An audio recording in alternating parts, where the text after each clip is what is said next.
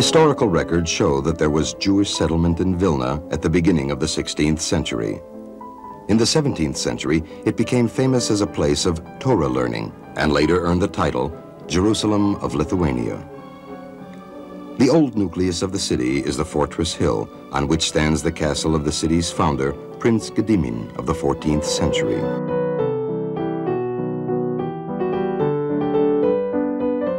Adam Mickiewicz Street, named after Poland's national poet who lived in Vilna.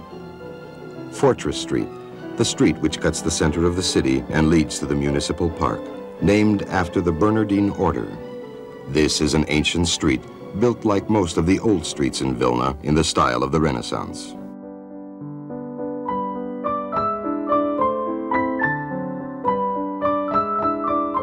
The cathedral, the city's central church, stands in a broad square between the city's two municipal parks, the Bernardine and the Talatnik.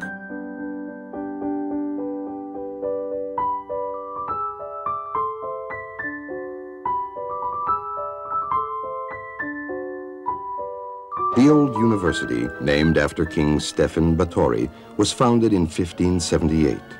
Some 4,000 students attend the university, among them more than 1,000 Jews, mostly in the faculties of law, philosophy, and the humanities, because of restrictions against Jews studying in other faculties such as medicine.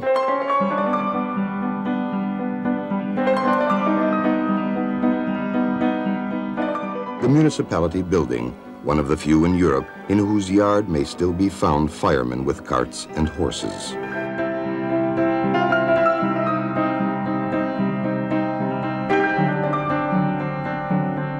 The Municipal Theater, Reduta. Its company includes some of Poland's best actors who have been attracted to the special artistic atmosphere of Vilna.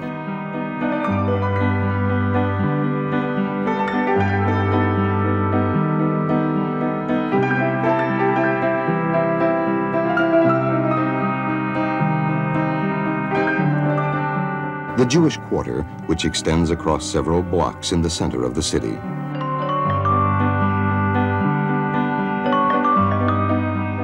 The old cemetery. This is the grave of the Vilna Gaon.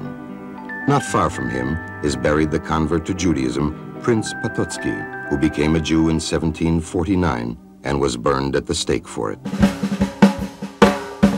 The yard of the famous synagogue, the Schulhof.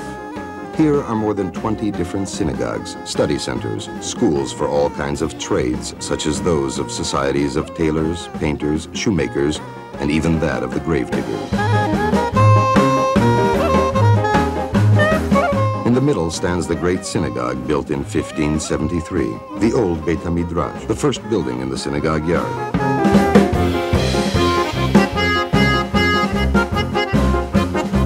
The clocks show the times for prayers, the beginning and end of the Sabbath, the time for lighting candles. This is the entrance to the study house of the Vilna Gaon, and here is the charitable fund. Also in the synagogue yard is the Strashun Library. It was opened in 1902. The library is considered a center of Jewish learning because of the rare treasures of literature stored on its shelves.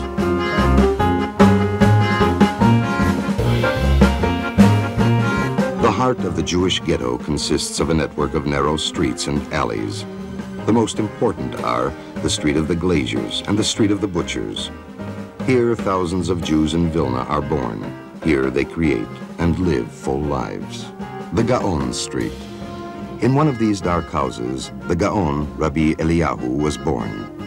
In the second half of the 18th century, the Gaon's personality and activities made their imprint on Jewish Vilna, and his circle of students influenced all Jewry in the sphere of Halakha and Kabbalah. Under the Gaon's influence, Vilna became the center of opposition to Hasidism.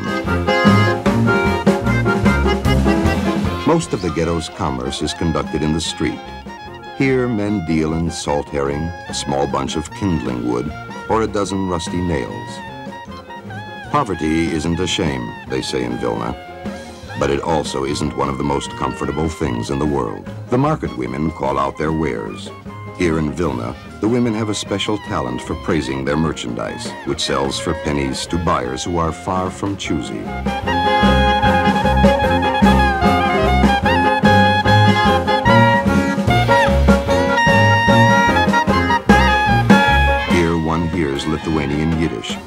juicy Mamaloshen with all its idioms. Yiddish is spoken by all the Jews in Vilna, from the carter to the banker. This language serves the Jews of Vilna not only as a means of expression, but is connected to every aspect of Jewish life in the city.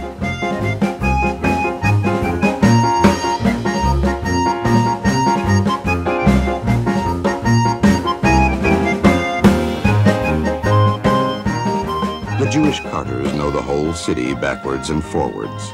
In days gone by, a carter such as this one would have been studying a chapter of the Mishnah. Today he reads a newspaper. Generally, they're easygoing people, doing good deeds, polite. But to bargain with them or to anger them, that's hardly worthwhile. They also know how to fight back against the Polish ruffians when necessary.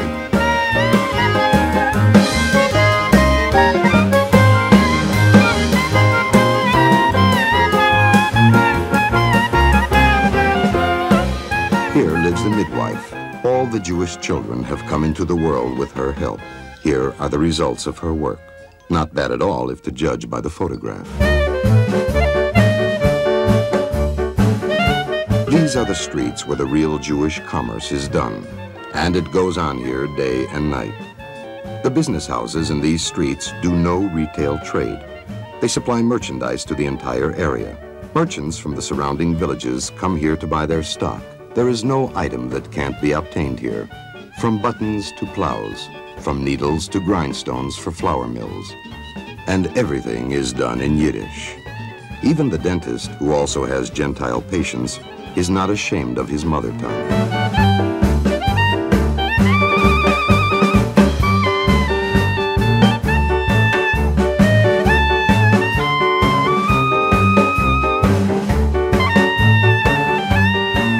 The new building of the Ramailas Yeshiva, which was established in 1831 under the direction of one of the great Torah scholars of those times, Rabbi Moshe Meltzer. From this yeshiva have come rabbis and dayanim who have served the centers of Jewry throughout Lithuania and Poland. The YIVO Institute, an institution of higher research in Yiddish language and culture. The municipal park, flowers, sun, fresh air, all that is needed by a Jew of the ghetto. In these kind of surroundings, numerous movements were born. The Socialist Bund, whose language is only Yiddish, and the Zionist Chovevei Tzion and Mizrahi movements.